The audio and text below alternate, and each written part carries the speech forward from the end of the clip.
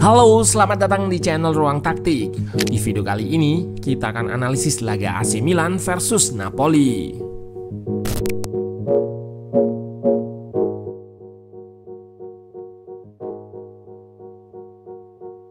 Era baru Milan di tangan Massimiliano Allegri berjalan solid pada awal musim ini. 5 pekan sejak bergulirnya Serie A, mereka mampu mengambil alih puncak klasemen dengan kemenangan 2-1 atas juara bertahan Napoli yang kini juga berada di peringkat 2. Bermain dengan 10 pemain sejak menit 57 membuat Milan tidak unggul dalam possession maupun jumlah shot, namun berhasil mencuri 3 poin dari anak asuh Antonio Conte. Christian Pulisic menjadi pahlawan dengan mencatatkan 1 gol. Ia juga berikan assist di laga ini. Ex pemain Man City yaitu Kevin De Bruyne sempat memperkecil kedudukan lewat penalti di babak kedua. Namun, Napoli kesulitan mengkonversi peluang-peluangnya yang bernilai sampai 2,68 XG on target lantaran penampilan apik Maignan. Hingga akhirnya Milan mampu mempertahankan margin tipis untuk merebut posisi 1 di klasemen Serie A. Nah, penasaran dengan jalannya laga dari segi taktikal? Let's go, kita bahas sama-sama.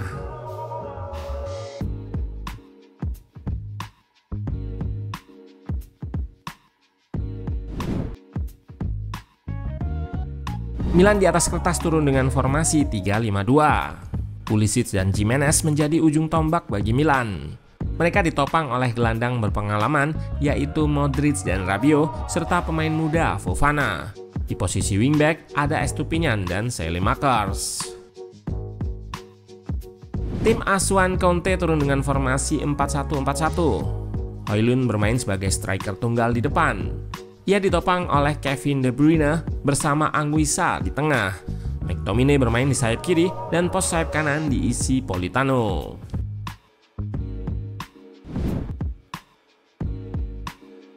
Di atas kertas, Milan menggunakan formasi 3 back, namun ketika build up, Tomori sebagai center back diplot lebih melebar, sehingga membentuk 4 back dengan Estupiñán di kiri. Taktik build up mereka menggunakan gelandang yang aktif drop atau turun untuk pancing press lawan. Terlihat di sini, Modric yang drop sejajar dengan back, sehingga Estupiñán bisa naik. Rabiot juga turun ke posisi fullback sehingga Estupiñán lagi-lagi bisa naik lebih ke depan. Pendekatan progresi mereka mengalirkan bola ke area sayap terutama kiri untuk coba lakukan kombinasi. Di sini terlihat mereka mencoba mengekspos space di antara back lantaran pertahanan Napoli yang berdiri cukup tinggi. Serangan vertikal ala Allegri ini langsung menghukum Napoli di awal laga. Berawal dari build up Pavlovic yang dialirkan ke Estupiñán, bisa dilihat 3 gelandang Milan turun sekaligus memancing press Napoli. Ruang di belakang gelandang mereka ini yang diekspos Estupiñán dengan Pulisic yang juga turun. Pemain depan asal Amerika Serikat ini langsung lakukan first touch untuk running with the ball ke space yang kosong ditinggalkan back. Ia sempat scanning untuk melihat pergerakan pemain lain, lalu secara cerdik lepaskan crossing datar ke tiang jauh yang langsung disambut oleh Saelemaekers.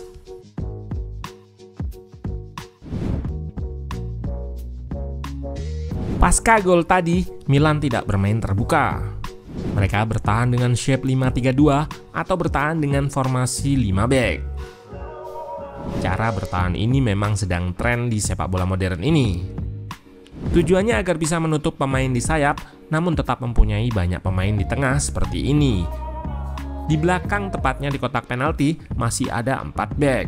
Dan Allegri juga menginstruksikan 3 gelandang untuk turun rapat dengan barisan belakang.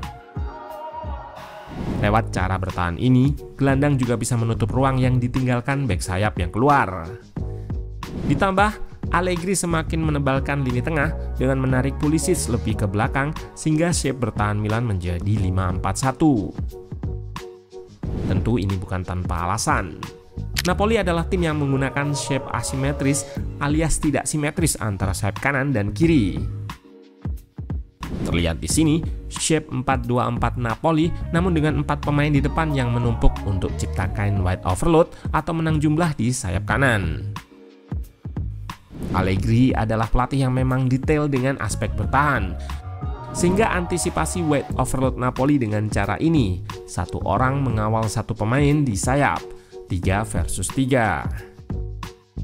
Cara ini berguna untuk dua skenario dalam bertahan.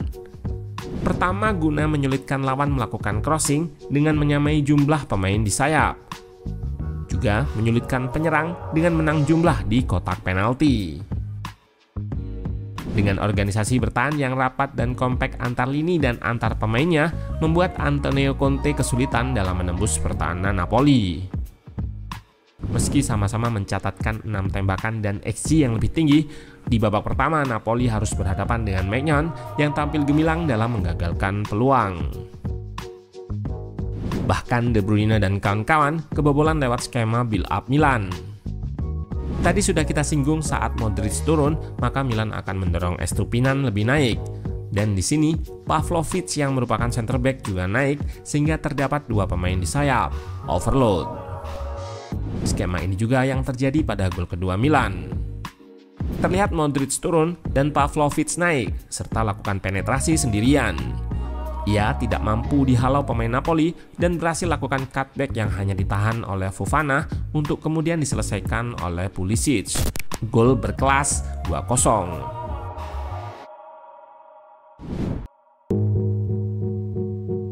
Milan masih terus solid dalam bertahan lewat taktik defense Allegri yang seperti memisahkan dua unit pertahanan guna menjaga sayap dan tengah. Namun kali ini crossing yang diarahkan ke tiang jauh mampu ditanduk combo McTominay dan Anguissa, namun masih bisa diselamatkan Maignan. Petaka bagi Milan ada saat bola muntah di mana Estupinan terlihat menarik di Lorenzo. Ini adalah pelanggaran Doxo di mana tidak ada attempt atau usaha merebut bola. Kartu kuning pemain asal Brighton ini kemudian dianulir jadi kartu merah. Jika Estupinan ada usaha merebut bola, wasit kemungkinan akan tetap memberikan kartu kuning karena sudah dihukumi penalti. Dari titik 12 pas, Kevin De Bruyne mampu mengkonversi hadiah penalti sehingga membuat skor berubah menjadi 2-1.